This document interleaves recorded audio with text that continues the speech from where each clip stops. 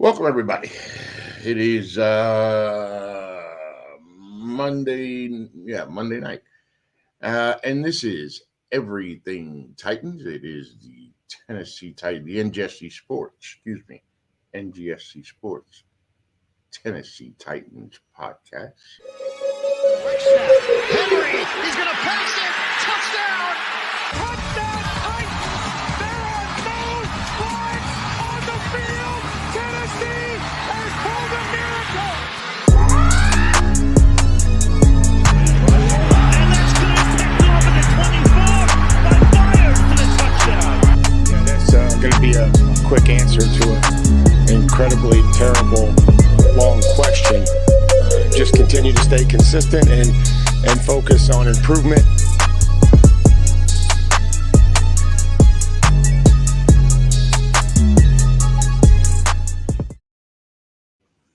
All right. Again, Monday night, Everything Titans, the NGSC Sports, Tennessee Titans podcast. Remember the website, of course, it is NGSCsports.com, where you catch all of your current content. Log on to the website right now. Of course, we got guys across the country, including myself in Memphis.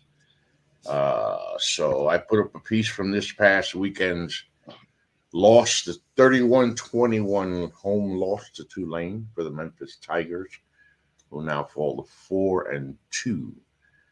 More importantly, they fall to 1-1 in the AAC as Tulane goes 2-0.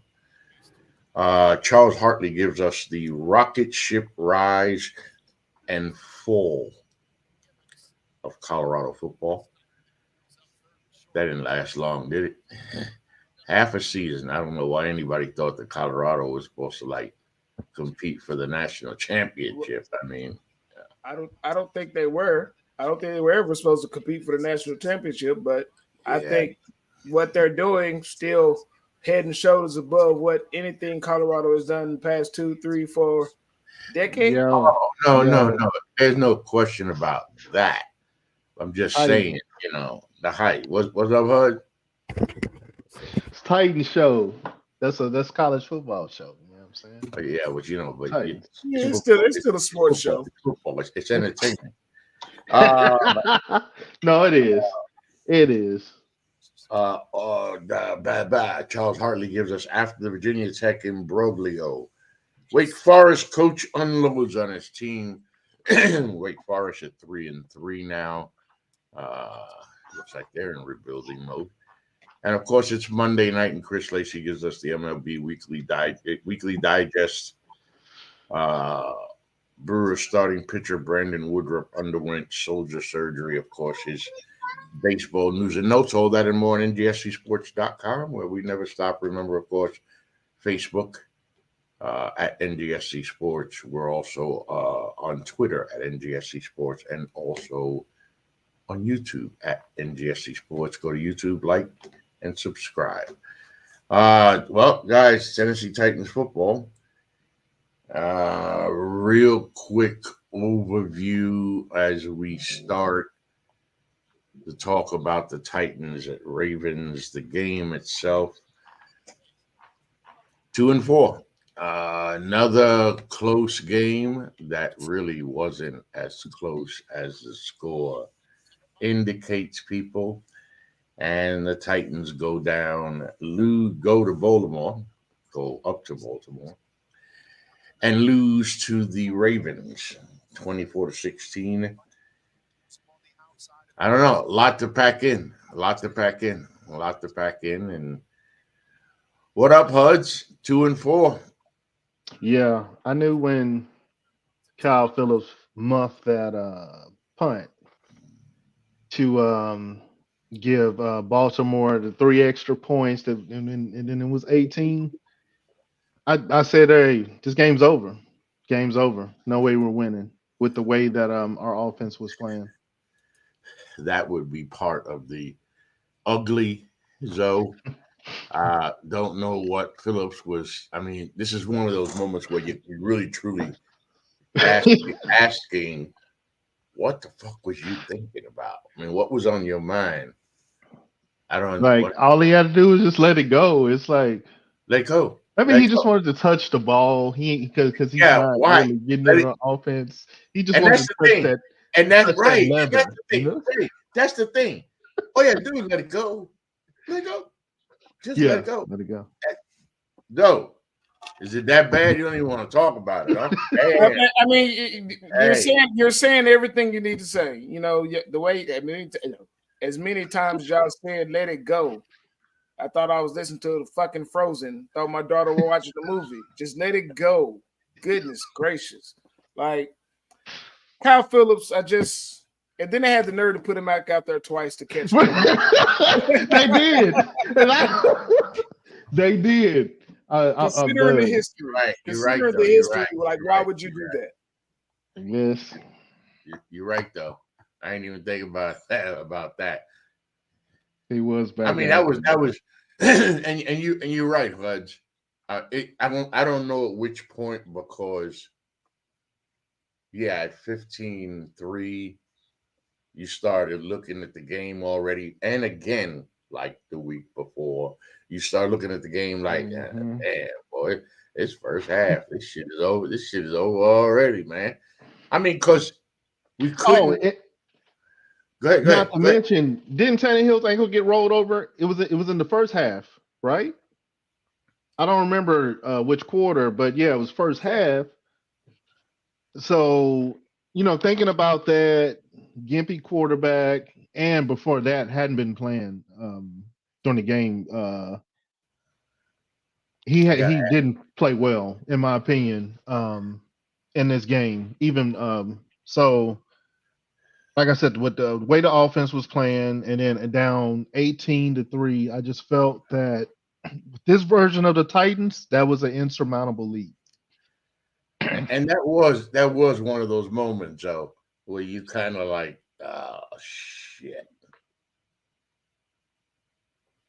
It's when he dinged up his leg, that was definitely it was in the third quarter. It was in the third. Tannehill was just he was just playing badly. It was the third quarter. It's hold on. Before you say it was in the third quarter by Justin Matabuki. Joe, hold up. Before you say anything, we're not going to talk about Tannehill Willis yet. I'm not bringing up. I haven't said no. I wanted to say that to all of us, because that's going to be a whole subject in itself. Okay. Yeah. And it's not a Tannehill Willis. It's a Tannehill Willis Levis. It's a QB's conversation. But your thought was on. But Tannehill, he was not playing well before he got hurt. He missed some throws. Those passes in the end zone, those two shots in the end zone at D-Hop, they were just really bad throws. He's only way we was able to move the ball with Tannehill in there was pass interference calls. He stared down he stared down the receiver. It was a Chig on one of them. Yeah, he couldn't move around the pocket that good before the injury. And once the injury occurred, I mean, we knew that he's not going to be able to get it done at that moment. We knew it when he got up limping the way he did. We saw last year. He was moving exactly how he was moving last year when he first hurt it. And I knew then, like, he doesn't have enough. He's not going to get enough. That's how the Chig interception happened. Not that he should have thrown it anyway, but now I see why he wasn't able. Because remember, I mentioned on that throw, you got to be able to get that pass over. You threw it short. He threw it short because he was hurt. He couldn't get enough. He couldn't get enough push off his leg, off his ankle when making the throw, and so therefore the throw came up short. But you remember earlier in that game there was a play, Hudson. I think I said something to you about it. There was a play where he threw a pass to DeAndre Hopkins on the left side of the field, and I'm gonna find it and replay it a little bit later when we start going through it. But he threw the pass, and D-Hop is so used to him underthrowing it, he turned around. You know what I'm saying? Mhm. And then he actually threw it. He actually threw it where it was supposed to go. D-Hop had to make an adjustment back. He came up short Yeah. because he used to the pass being underthrown. And then he had to adjust because, oh shoot, the pass is actually where it was supposed to fucking be in the first place. You could see D-Hop's frustration out there. It was Now speaking of Tannehill,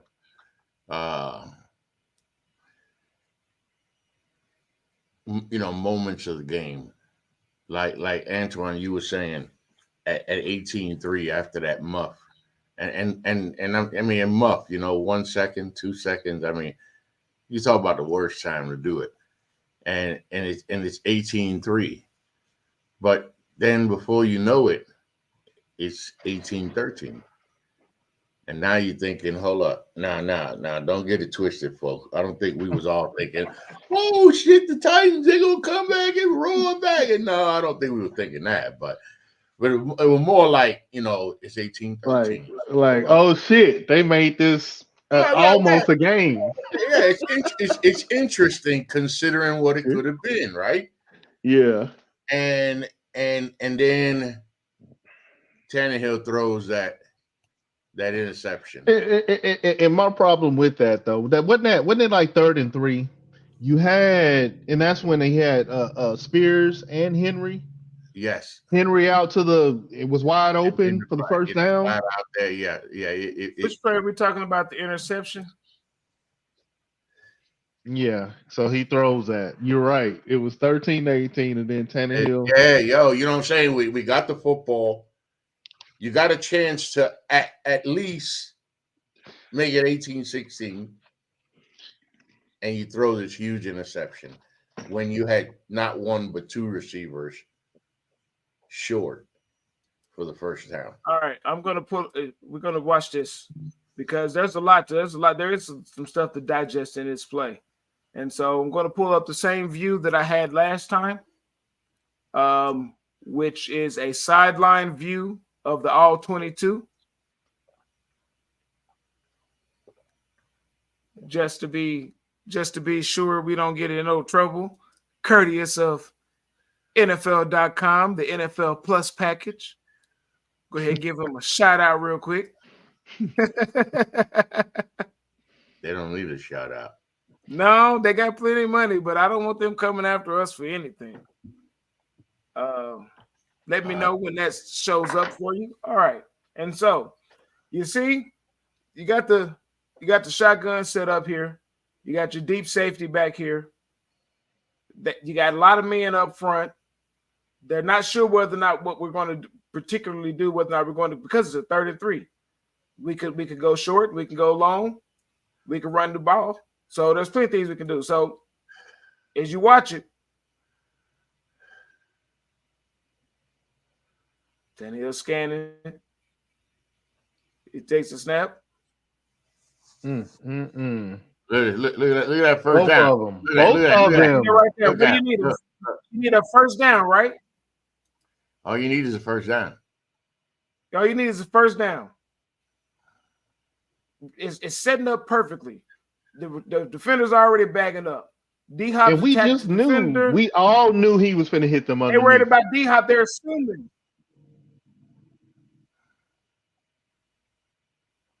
I don't really see where he would have had to completely throw it over the top, over them defenders, like you said. That's the only, but we only needed 3. Right. See, the throw he made wasn't just a bad throw. There was no completion to be made there. I mean, it was double coverage. Right, it's a double coverage. To throw it that right here, he got 2 men underneath anyway. That he could have thrown it to for a first down. Yeah, right. That's what he said. He had Spears or Henry. Right. Why you even try to make that's a throwaway. If you decide to go there, then you might as well throw the football away. You're going the way he went. But yet. But we were gaining momentum. Could have kept the drive going, and who knows what happens. Who knows? But we don't know because you threw into double coverage. I mean, that's just bad decision making. That's just bad decision making. You need a first down. So, You need so a to first me, down. the You got three defenders back there. I mean, to me, what did he say? He was open. Huh? He Go said ahead. he was open.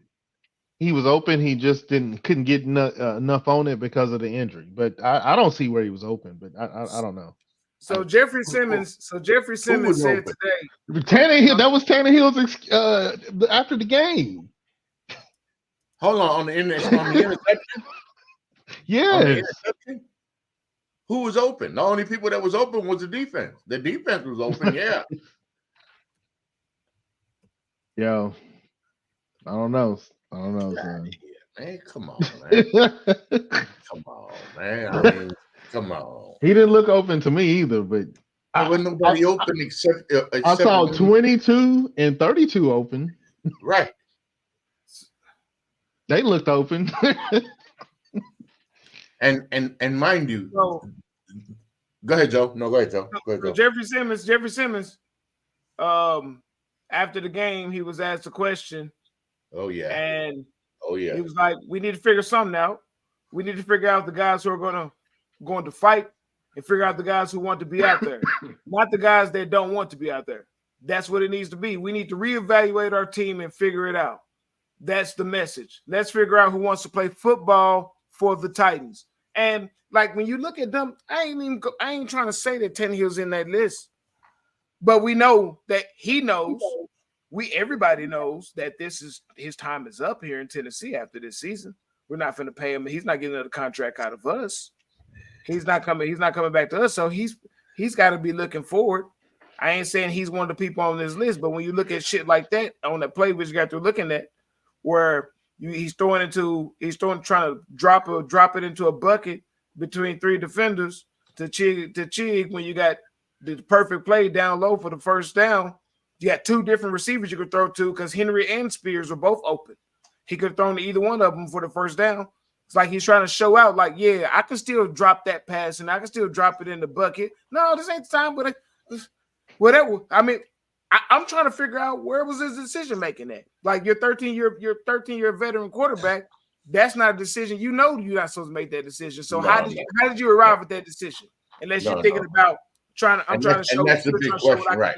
And that was a big question for me, because when you looked at the play, and I like the way you got that down, the way you're using it now, that all 22.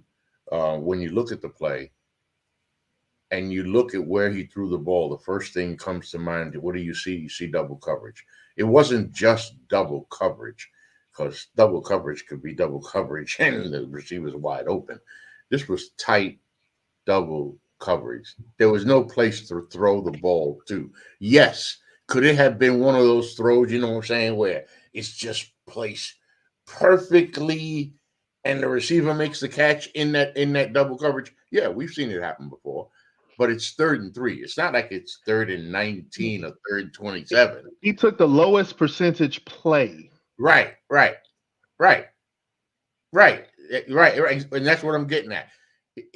Of all the plays you could have done, because think about it. You see the play, you might as well have just thrown it away because you got picked off. So if you were going to do that, what the hell happened? So the checks, that's one of the things that I'm noticing on Tannehill is his reads. His progression reads are not coming like they used to. I don't see how that goes. And like you said, Zoe, I don't even see how you made the decision, how you even come about the decision of throwing that pass. It just makes no sense. And by the way, this was remember I said 24-16, and this wasn't as close as the score indicated, trust me, because the Ravens were 1 of 6, I believe. Yeah, 1 of 6 in the red zone. They kept getting into the red zone, and they kept having to give it to Justin Tucker for 3 points. Because you think about a couple of those red zone trips for Baltimore going in touchdowns instead of field goals, then the game would have been what it should have been, which was a blowout. It should have been a blowout. So, I mean, when you think about how long the defense hung in there, really, I mean, Lamar Jackson made that incredible run. We had them kind of sold up. He made that incredible run, extended the drive. And, that's what you're going to have to deal with when you're playing up against a player like Lamar Jackson. He's dynamic. He can take off and run like that. Man, his passing game, his arm and accuracy has definitely improved. And you can see that in the game. And they don't work on that. Yeah. This ain't the same Ravens offense that we're accustomed to watching. But like we hadn't even got that. I don't know if we was planning on going on defense yet, but hell, like and that's where you got to question like Shane Bowen is like, you should have known that. We're 6 weeks into the league. We was five with this week 6. We've seen the Ravens play. Everybody knows it's not the same offense. That's what people have been talking about. How are we playing them? But in the end, Ravens are still a decent enough, good enough team. We still held them to 24 points, and we gave them some of those points. We definitely gave them 3. Obviously, Kyle Phillips, Butterfingers, Mr. Glass. But did they score off the Tannehill pick? I don't remember. 18, 13. They scored a field goal. Yeah, they got a field goal from it. So we gave them 6 points. 6 points. 6 points. So we gave them 6 points. So the defense really, when you really look at it, you really boiled it down. Defense held them to 18 points. And how much did we put up? 16 points again.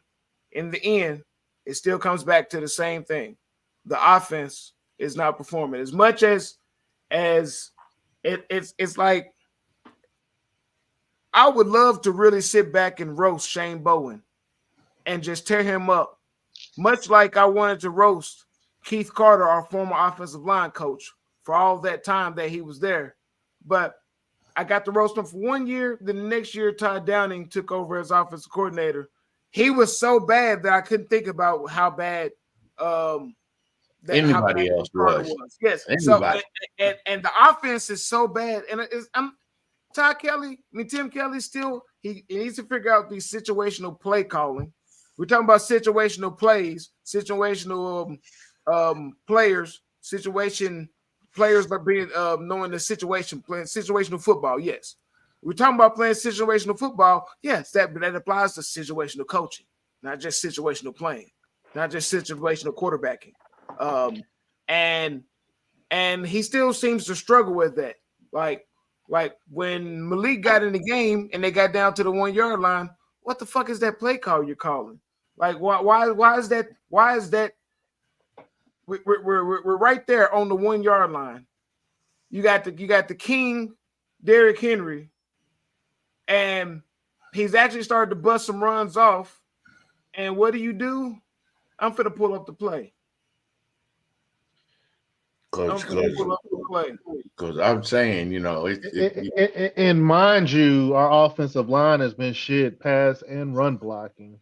So, and we made a change, too. You call? Yeah, I'm thinking we're on the 1 yard line. Fucking QB keep right up the middle. Just Malik can get that, but we never call those ever. I mean, I understand because with Tannehill, but I just thought if you're gonna call a run right there, take the shortest distance to the fucking touchdown to the goal line, please. Yeah, usually that's some good advice right there. Yeah, usually that's some good advice. And while Zoe's pulling that up, he's talking about the offense, except for Henry's 63-yard run, which I asked the question: would Henry 2 years ago have made it to the end zone? I think so. I think he would have made it to the end zone because absolutely. And I thought that when he got tripped, I said, "Oh, he lost a little. He lost a step. He lost a step or two because he would have made it. We watched him outrun everybody. Once Henry started to go 2 years ago, once Henry started to go downhill, it's bad enough you had a big man like that coming downhill in your ass. But when he coming that fast and that hard, well, you could see he lost that step. You could see he lost it's and And for Derrick Henry, yes, he would have been gone. But most running backs would not have been gone anyway. So he's taking a step back there. But here's the play we're talking about with Malik. Look at this. We're on the 1 yard line. Yeah, I don't like. Okay, I don't like the shotgun formation. Why are you in shotgun? But yeah, where's Derrick Henry? Why are we spread 3 wide? What are you trying to accomplish here? And then you do this, and then you call a quarterback keeper run around the left side. Look at this. That like they're trying to figure out like exactly what's going on. What is going on? Okay, let's watch this. Okay, he's over here. He didn't came in motion. All right, I think we got it. He's ready to jump. He sees it. He thought he did. Spears, but either he ran still, around, either Spears missed the block, or he. But yeah, like he should have just went out of bounds. True, but we know what he was. But they thinking, called this play for him to. They called this play for a reason, for him to score a touchdown. Now, wait a minute. On that play, they ended up holding on that play. Wait, on that play when Malik's going out of bounds, I believe he's looking up like he's going to pass the ball. Look at Spears. Spears comes towards the action instead of it's a broken play now. Yeah, obviously. Yeah, it's a broken play now. He was the receiver didn't help him out. If he run, no, I thought he was going to pass. Yeah. If Spears just runs as a receiver, Spears doesn't understand. Yeah. If I thought that when I initially saw it too. I was like, oh, he was gonna, and I was like, huh? Right. Spears just runs towards the end zone, deeper in the end zone. Then Malik would have had an out. Yeah. He'd been able to toss it up and toss it there. But as for the end of the play, I think his thinking was he was definitely looking. He was definitely looking. No. And I'm glad y'all point that out. That makes you feel a little bit better. Yeah. But at the end of the play, I'm thinking he was thinking, you remember he scored his first rushing touchdown. Similarly, it looked like, they had him and then he was able to escape and get away. I think he saw that little green and was like, well, maybe I can get there. I mean, that's clearly what he was thinking. I mean, because he didn't. Yeah. That Henry run, the Henry 15-yard touchdown, the 3-yard play to Spears, 3 plays that stand out for the Titans. Other than that, no meaningful plays whatsoever for the whole game. I mean, it was just, again, a lack of offense, the lack of the ability to, and it isn't so much. That was a good run. That was a good run. Some good blocking by MPF on that MPF and the rookie Skoronski. They both sealed that block hole, held that hole open up long enough for Henry to get a little bounce out because it wasn't an immediate bounce out. And then Hopkins, they held a block at the end zone. It was a nice little run. That was a good play. And if you look also another thing on the game, like they always tell you that you want to get your defense off the field. Got to get your defense off the field. Well, in this game, when you look at time of possession, I believe it was 35-24, something like that, the Ravens. But when you look at the drive chart.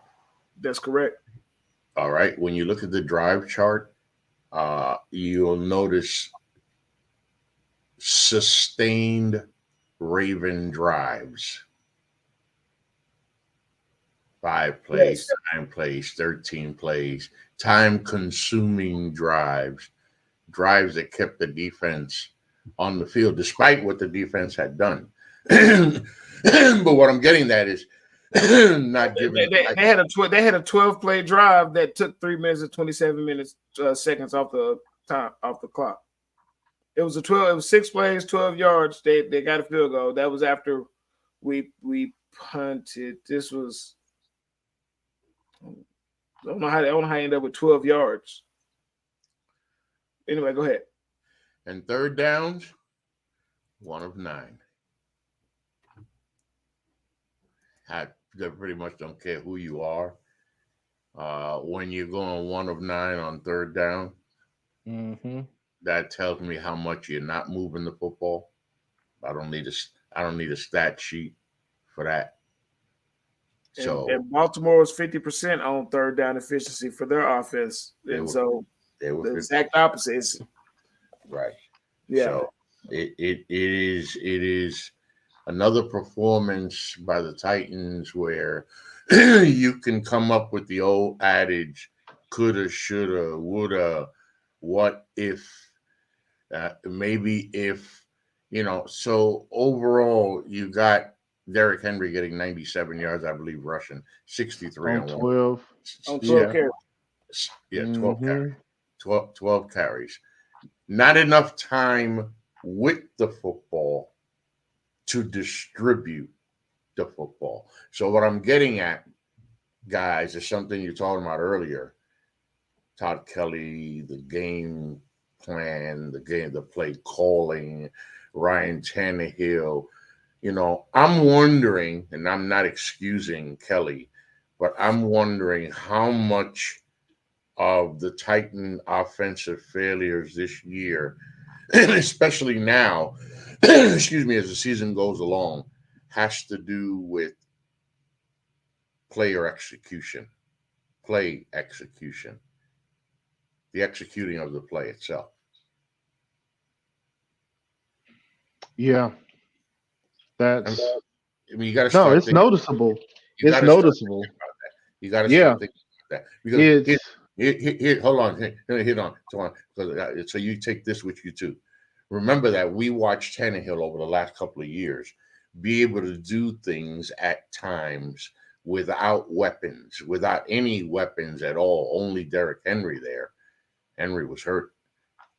And yet now here you are with weapons, and you're a third of the way into the season, and excuse me, you see plays on offense. Like, what happened? What was the thought? Like Joe said, what was the thought process on that pass?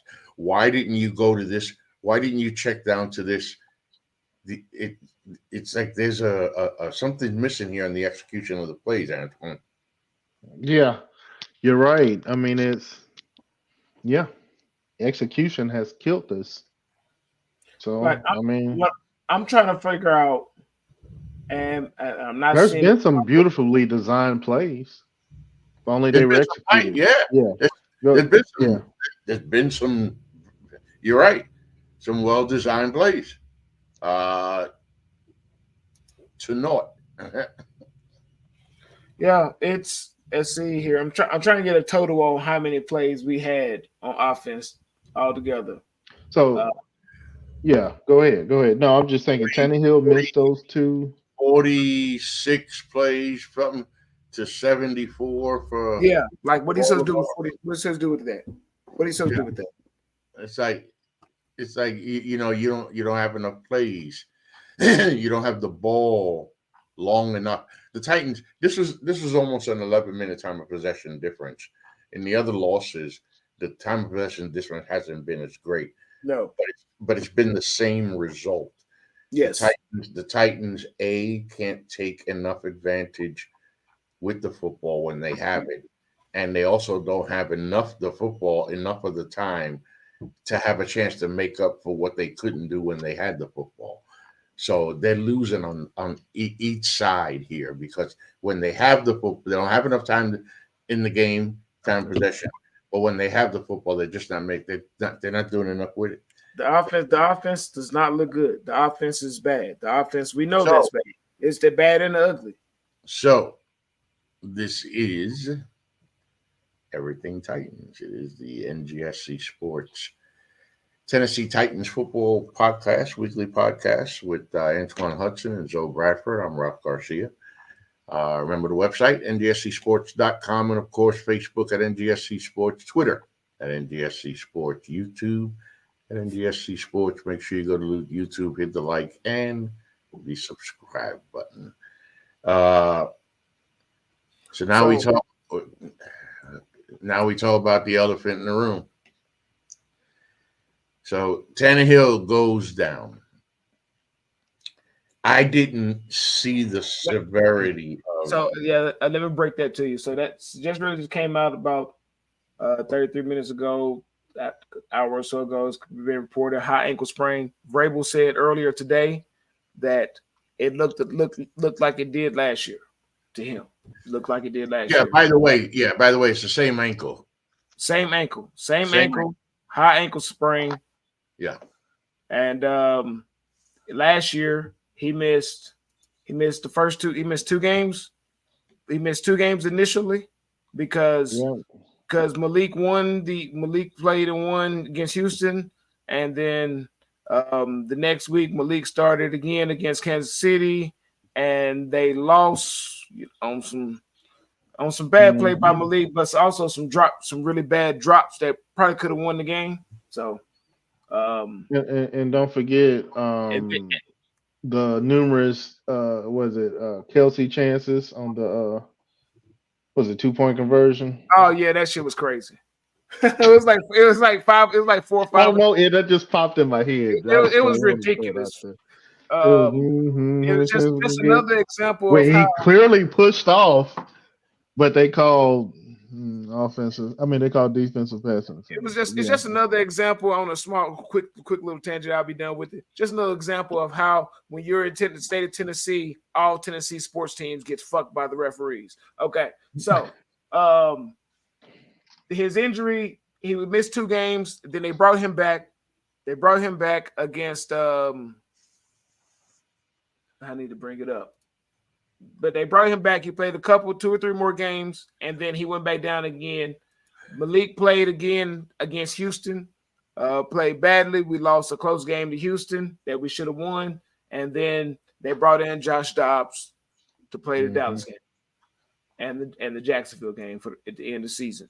And Tannehill didn't play the rest of the season. So if this is as bad as that, then let's just say he's gonna miss the next 2 weeks. So we're off next week, and he's gonna miss the next game. So he's gonna definitely go. I don't see Tannehill being back for the next game. Vrabel said that if Tannehill is healthy, it can go. It can go. He's our quarterback, but he did open up. Like it is time to really thinking about. I can't remember exact words, but basically the door is not, if Tannehill ain't ready to go, the door is not closed on seeing what these young quarterbacks got. Obviously, he ain't gonna have a choice because if Tannehill can't go, but Tannehill's gonna have to be. I don't think Vrabel wants to go through what he went through last year with Tannehill. So I can't imagine him unless like Malik or Levis goes out here and win the next game or 2, and we're in the running. Are you finna bring back Tannehill and put him back in as starting QB? And then if so, like is that really how long do you want to wait to do that? Last year you brought him back too fast. You brought him back after 2 games. He should have been gone. Should have been out 4 weeks. But they tried to rush him back in there because they needed him. And is this the same scenario? We're not in the playoff hunt right now. I mean, we're technically 2-4, not out the playoff hunt in this division, but okay. So I'm going to bring it like this, and then the arguments can begin. So Ryan Tannehill goes down, and the question all along that we've been talking about since feels like since the beginning of the season, almost like they were asking for Donald Trump to be impeached before he ever became president. We've been hearing on this show about the benching of Ryan Tannehill before he even got hot or not. So he gets hurt. Mm-hmm. The scenario we didn't come up with. We not that we missed it, but when we talked about it, we just kept talking about, are you gonna take a chance and sit Tannehill down, bring Willis in, give him a chance to see what he could do? Well, the other scenario happened. Tannehill got hurt. And I start to think, by the way, certain plays that I watched, Tannehill could have got out of the pocket, got a couple of yards. Well, he didn't. Now we know why. And maybe now we know why the last couple of weeks, because there's been a couple of times where he could have run where he didn't. We don't know how long it's been bad, because this didn't get bad overnight, where all of a sudden he's getting carted into the locker room. Well, that particular play exacerbated it, but I think that I think Angel was about to bring it up a few weeks ago. Yep, he got rolled over on. You remember who we were playing, but I remember seeing it. I was like, is he? He got up and then everything. Right, he did hop up. So he did hop up. Like, right. So yeah, it was. So we watched the injury happen. He waits on the sideline. In the meantime, Malik Willis comes in. I believe 4 of 7, 74 yards, 3 carries, 17 yards. 4 or 5. 4 what? 4 or 5, yeah. 4 or 5. 4 or 5. Yeah. Okay, not bad. 4 or 5. And so we know he can run. We know he can scramble. And, you saw a run there. It was really nice. But tell you what I saw. What I saw is a second-year quarterback who has not had enough time on an NFL field. A second-year quarterback where the game is still too fast for him. He's playing one of the best defenses in the league. So and that's the perfect time to see. Remember what the huff and puff has been, and not just here. In other places, the huff and puff has been, well, damn, just do fucking Ryan Tannehill. Fuck that bullshit. Oh, we need to see Malik. We need to see Malik. We need to start thinking about Malik. Well, guess what? So everybody clamoring and hammering and stammering for Malik Willis. You got your motherfucking wish yesterday, and what you got was a little kid with his, again, deer in the headlight, game too fast. He can't make the decisions quick enough. And again, this ain't a knock on him, because I like the kid. Yeah. I don't know him. It ain't a knock. So, it's just a fact. Go ahead, Hudge.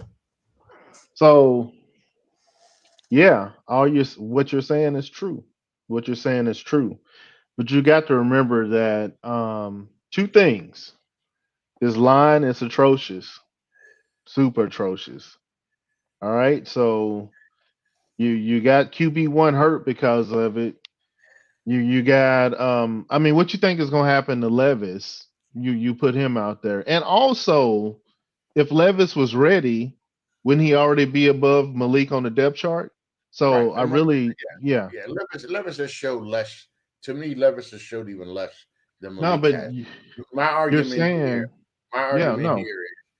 is the clamoring for Malik Willis, and what I was hoping when I saw him getting ready to take that huddle, what I was hoping was not that he was going to come in and, oh shit, a damn complete pass, 15 yards, 18 yards. Oh shit, Willis run for 33 yards. Terrible. I didn't expect all that. But I was hoping to see him move the football.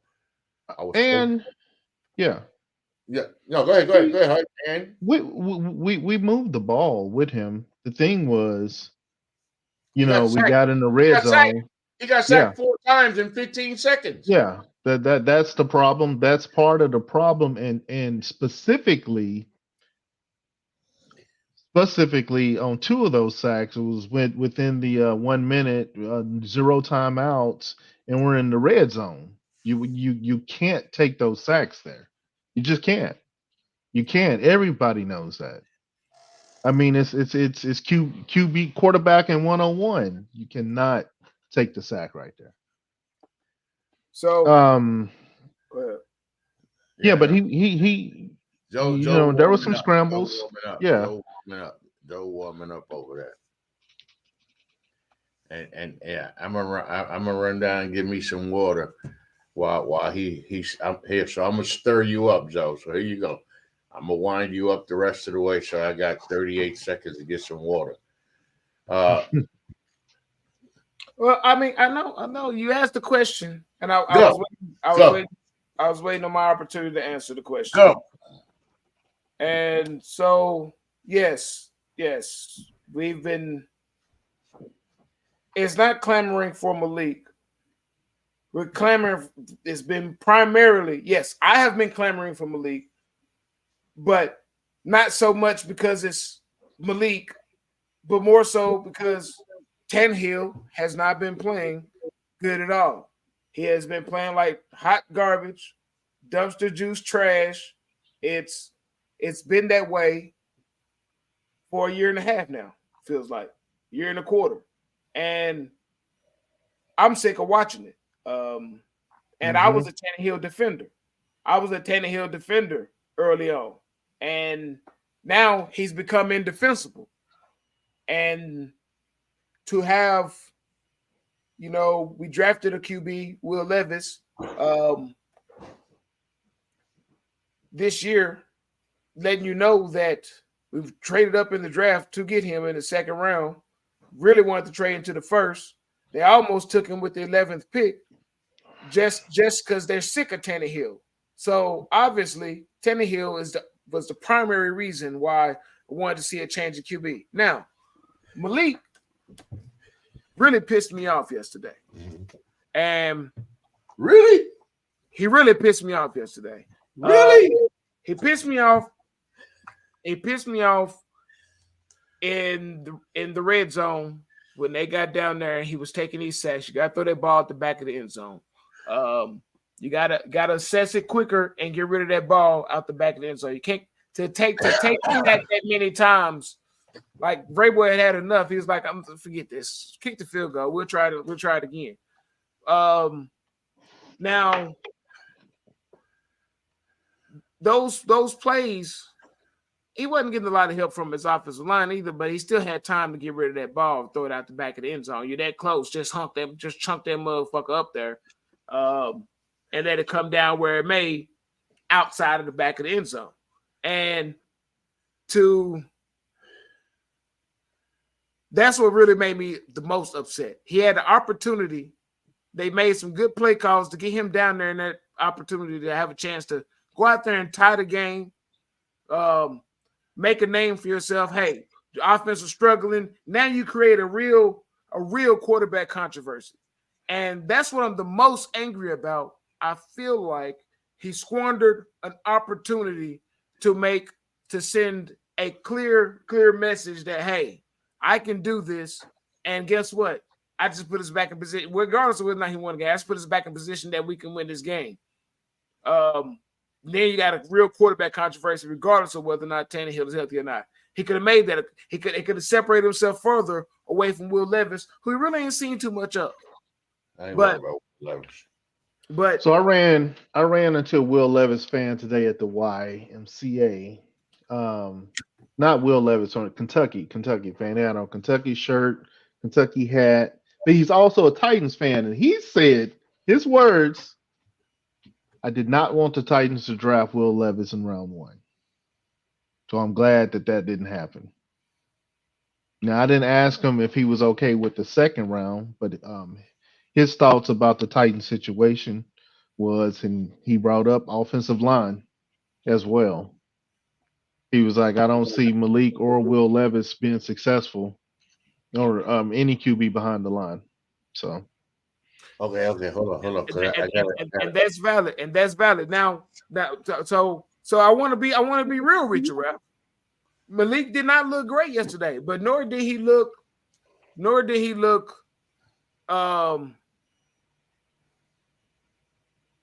People like are trying to say I didn't really expect. I'm not surprised that when he hadn't played since preseason and he's been running, him and Will Levis been splitting scout team reps and don't really get any. They don't really give reps to the backups in during the regular season.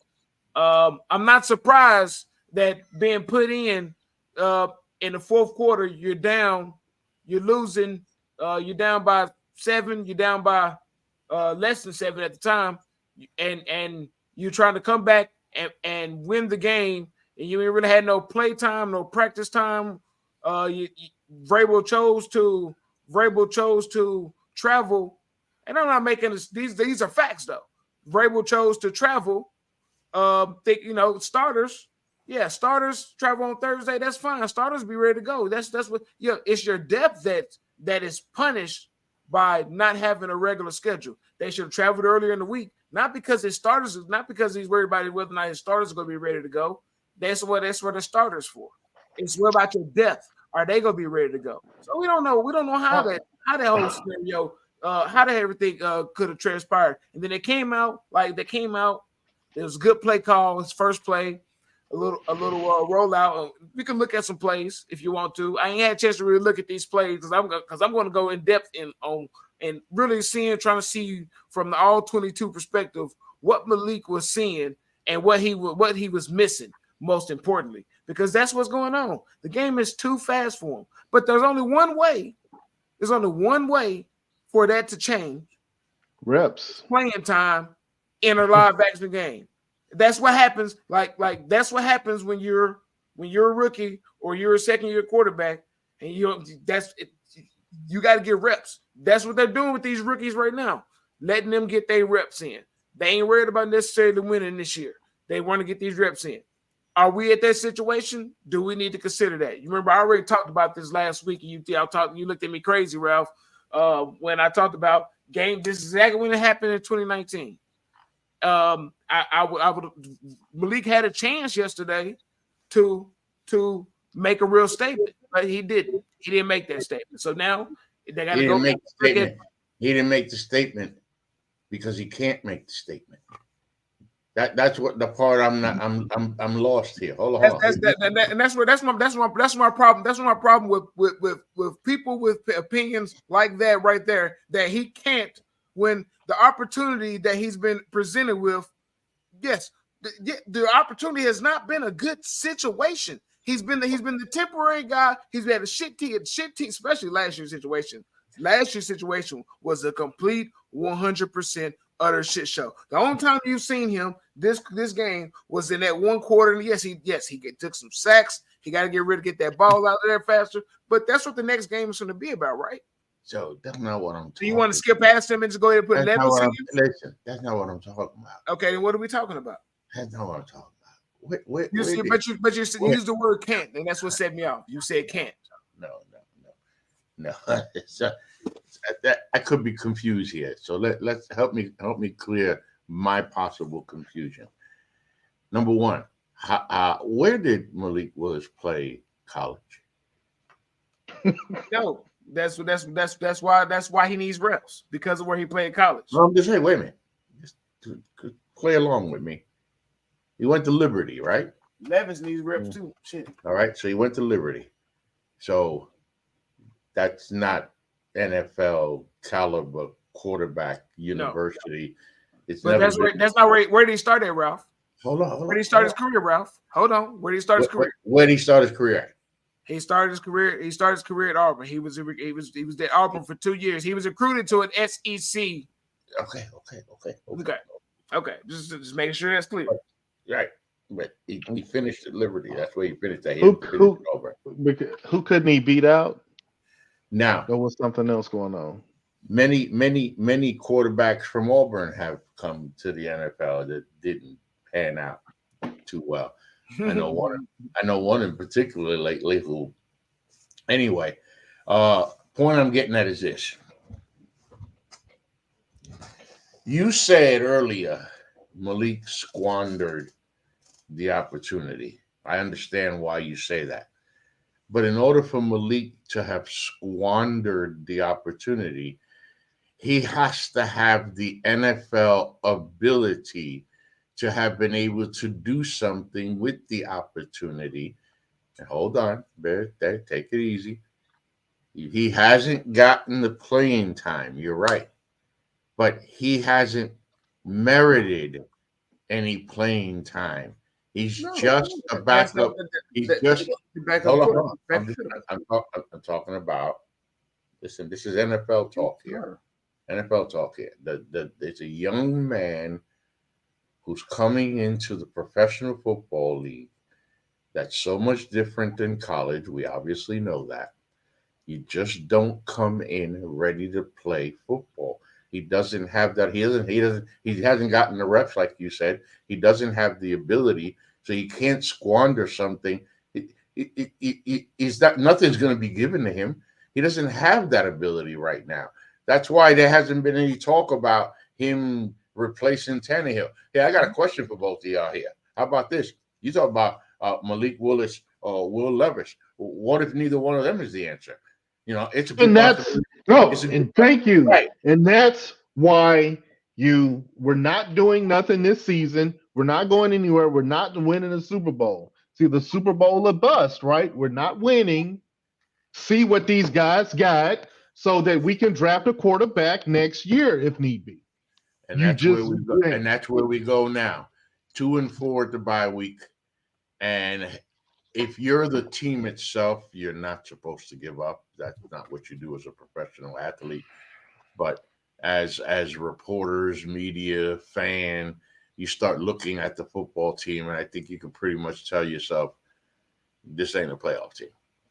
I think it's the big picture. I don't understand why. Right. No, you're right. Maybe they can look at that way, but they can't admit it. No. And I'm agreeing with you there. Yeah. Because when you look at it from where we're at, the season's over, okay? You're not going to make the playoffs. The season's done with. Ryan Tannehill's tenure in Tennessee is over with. He knows that. Everybody and anybody who knows football knows that. So this is the time to find out. So the question now is, Zoe, I'm going to go to you first. 2-4, bye week. We come back from the bye week. Who you going with? Why?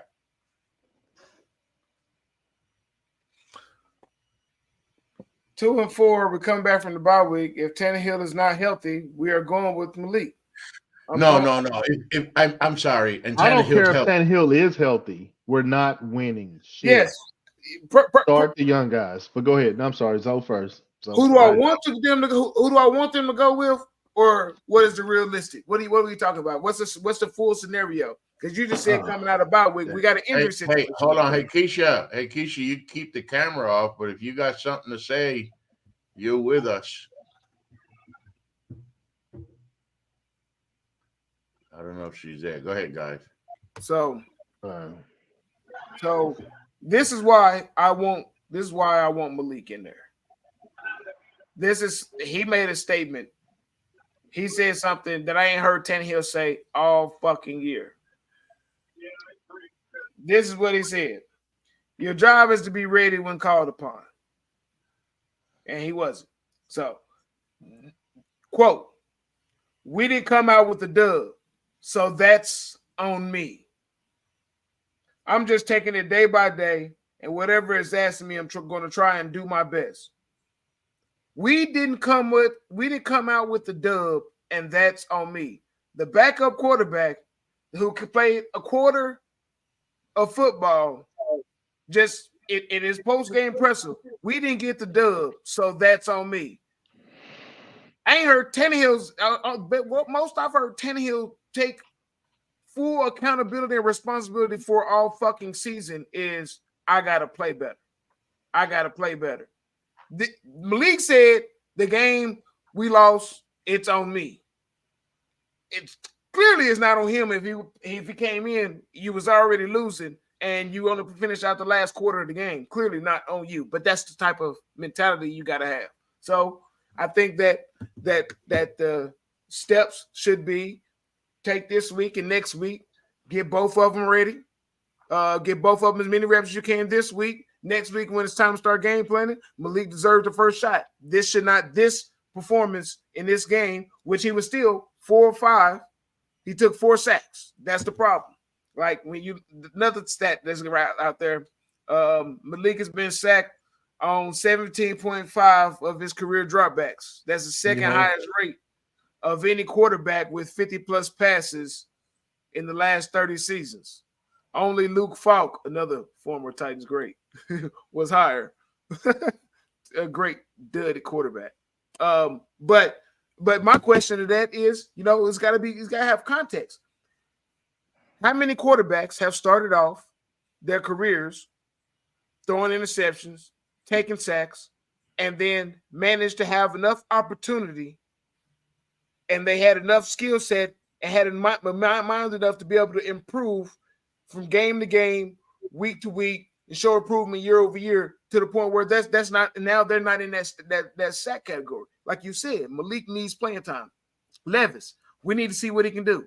He needs playing time. He needs to be getting more reps in practice. That's not scout team. Like you got both of these quarterbacks He out there should. scout team reps. He will. He will. He should get the He first will. opportunity. He should definitely get at least 2 games. He should get at least 2 games that he ain't got to worry about no hook. And then, if you're still playing, you hadn't made market improvement in the amount of time it takes you to get rid of the ball, how you're reading the defenses, the decisions that you're making, just throw the fucking ball, Malik. Like, if he hadn't made the market improvement, then you know what? It's time to see Levis. It's time to see Levis. That's where I'm at right now with this Tennessee Titans team. That's where I'm at. Antoine, Tannehill. Yeah. So I say, like I said, I just voiced my thoughts on how I feel the franchise should proceed. And because of that, it's Willis. I say you give him the week to prepare. Because I think they actually take a week off, right? When they have the bye week or whatever. Yeah. So he'll have a full week to prepare. Let's see what he looks like. And depend on that. If you see something you can build on, you give him another start. You go from there. But if not, then we absolutely, I guess at any point you're feeling like Willis is not going to be the guy or can be the guy, you need to put in Levis to see what he got. And I'm going to say Levis needs to, we need to at least see 4 games from him total. I mean, at some point. Yeah. To that, now if Malik is out there performing like he's supposed to be, then Levis might not need to see the playing time, might not need to see the field. And then we're in the situation where you come back next year, you feel good that those two can battle it out to see who's going to be QB1. But you're probably leaning towards Malik if you like what you saw out of him. Yeah. Otherwise, I mean, like any opportunity while Malik is in there, if the game gets out of hand, whether or not that's us winning, which is less likely, or us losing, which is more likely, get Levis some reps in there too if you need to. I mean, but give Malik, but you need to give. The only way you're going to find out what Malik has is you need to give him 2-3 games where he ain't got to worry about no hook, and during those games, offense get a groove, play with actually have. What I will say is about Tim Kelly, while situational awareness sucks ass sometimes, he calls some good fucking plays. He's got some good shit in there. Unlike last year with Malik. Go ahead. Sorry, Hudson. Yeah. No, nothing. In those starts too, I need even if Tannehill's ankle is healed, he needs to be the third emergency. I need Malik QB1 and I need Levis to back up. Yes. Because like you said, and then Tannehill is the one that's IR. The rest of the season, because ain't nobody gonna trade for him now. So IR. I gotta agree. I gotta agree that it's time. I mean, mainly because Tannehill's time is up here in Tennessee. His time for his career might be up, so you better be careful. But his time here in Tennessee is up. His ankle's done. You mentioned earlier, Zoe, about last year bringing him in too fast. What are you doing that this year for? I mean, you just saw this story last. You saw it, right? So you go with Willis. I say I like IR. Yeah, IR him and let the 2 young cats know. Here we go. So who wants the job? Who's going to get it? And you guys play for it. And because you have to make a decision. It isn't just like Antoine, you were just saying, then maybe next year we'll see who. Like I said earlier, you have to know at the right. You have to know, and we're also not sure if Willis or Levis Or Levis. it is the answer moving forward in the future. No. So you got to find out now We what got you 10 whole have. games. 10 Huh? whole games. You got you got enough time. You got time. You got time. 11 whole games. You got time to do it. 11 whole games. 11 games. You got time to do it. So go ahead and do it and find out, because if neither one is the answer, you also need to know that by the end of this season, because you're going to have to make a decision at quarterback. Mm-hmm. And not to mention, it's like, what is it supposed to be, 4 or 5 quarterbacks? But there's going to be some teams needing QBs other than us. Vikings probably going to be looking for one. Denver. Oh boy, Russell Wilson, boy. Hey, he got paid though. He got paid though. I mean, Kirk could come to Nashville. I don't know if I want another Bills. I'm cracking jokes. Okay. Cracking jokes. No, I'd rather have Kirk Cousins than Tannehill. That's your boy. I'd rather have fantasy football gold. I'd rather have Kirk Cousins than Tannehill. And now back on Tannehill. We talked about his injuries last year. And did these injuries ever fully heal up? Is his ankle even from game 1 of this season? Right. His mobility, obviously, but his throwing power. If his ankle causes him to underthrow that ball to Chig, has his ankle been causing him? Maybe his arm is not getting weaker.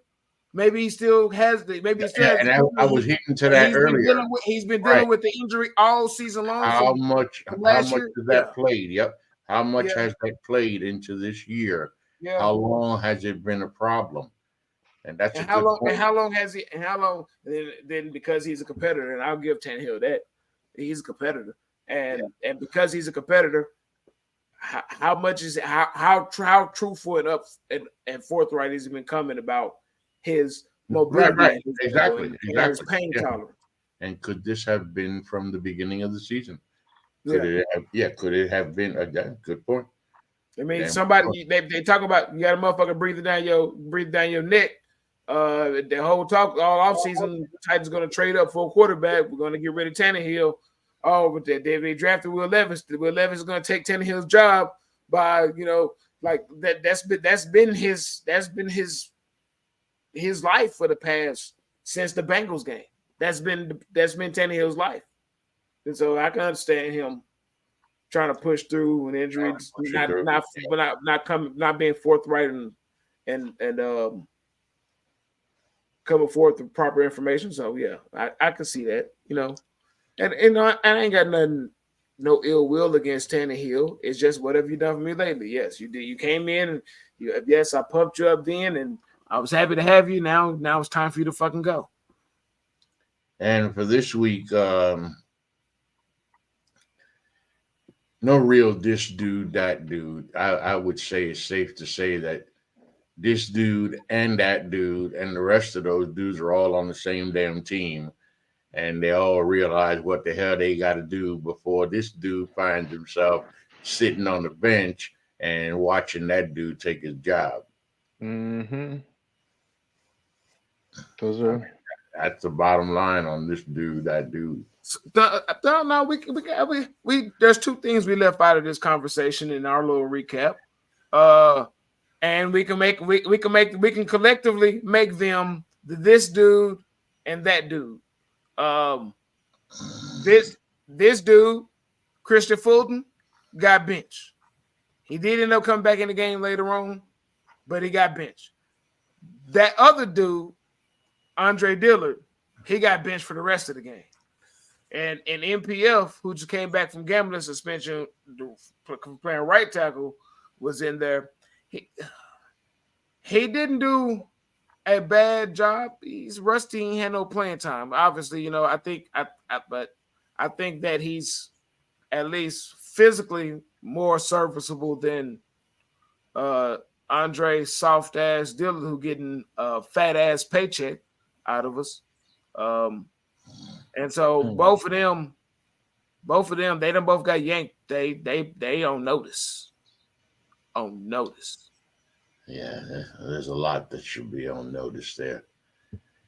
So we get to the point where I go around the horn and ask the gentleman, Antoine, Cuz, what are your final thoughts?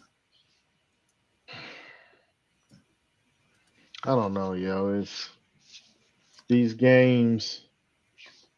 We're committed to say Tannehill's ankle heal up, or he think he can go, and we're gonna keep trying him out there, man. I don't know how much more I can just watch the same old.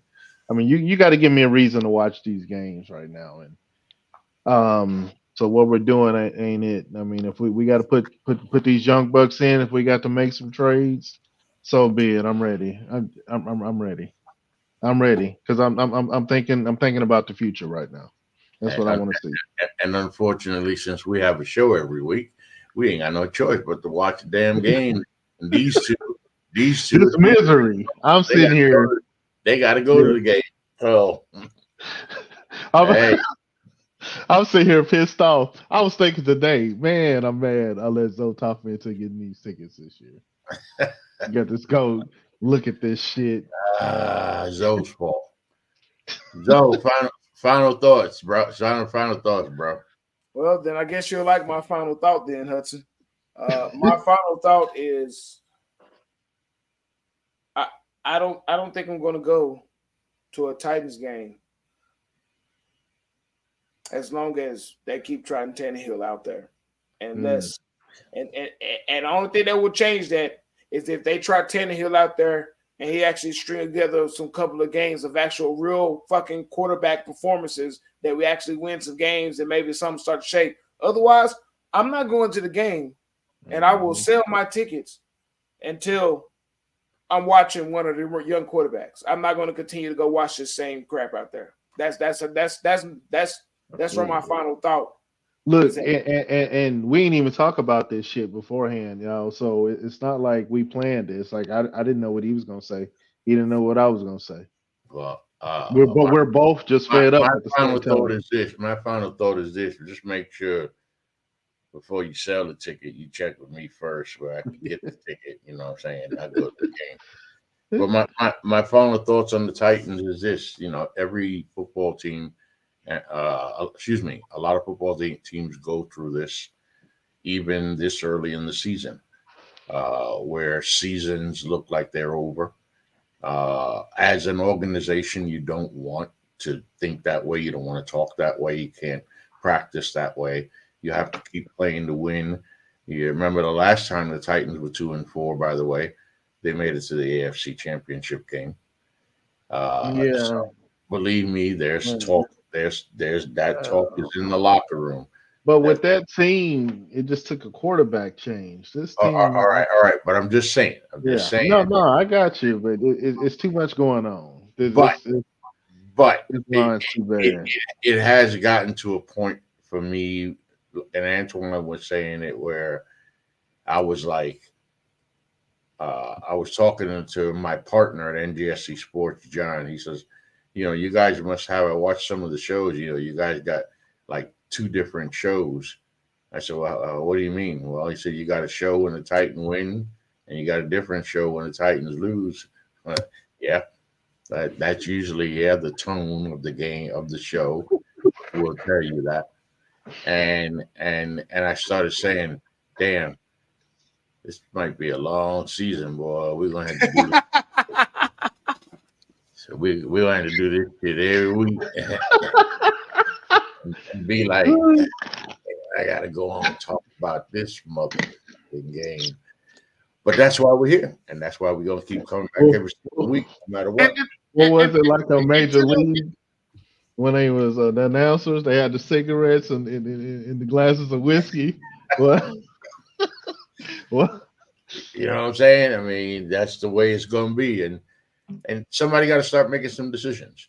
I mean, Rand Carthon comes. Welcome to Nashville, by the way. Welcome to to the position of general manager, you're finding yourself at a point already in the first third of the season where you have to start making hard decisions, because it's a long way to go. It's a long damn way to go for people to keep on seeing this product. Just a couple of positives.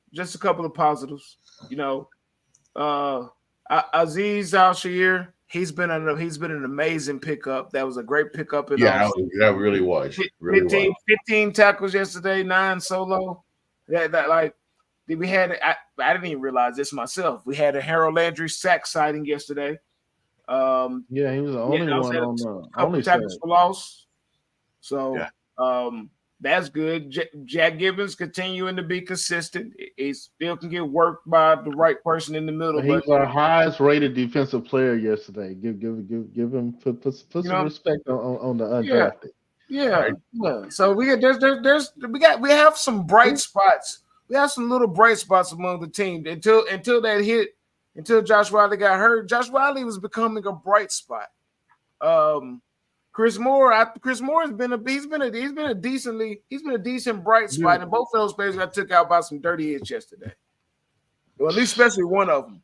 Yeah, was atrocious. Well, obviously the Titans need a whole game full of sunshine instead of just bright spots, because shit ain't been working out too well. Yeah. And there's a lot to be positive, bro. I'm just trying to be positive. You just got through talking about how it's gonna be a long season. I'm trying to add some flowers. You're right. And the defense is giving reasons a lot of reasons for bright spot though.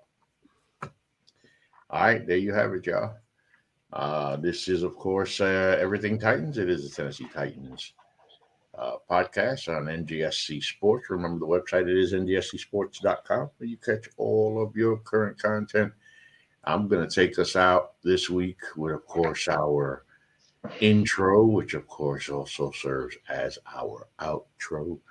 Remember us on Facebook at NGSC Sports. Remember us on NGSC Sports.